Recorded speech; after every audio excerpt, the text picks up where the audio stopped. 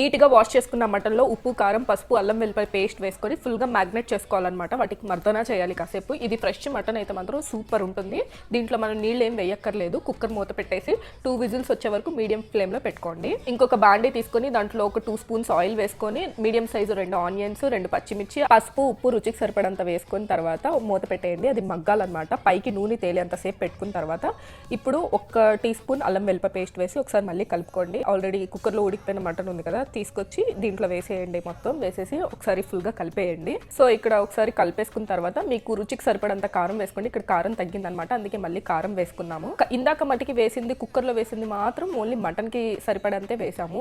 Already extra add చేసాం కదా, అంటే ఆనియన్ అవన్నీ యాడ్ చేసాం కదా, వాటికి మళ్ళీ సపరేట్గా వేసుకోవాలన్నమాట.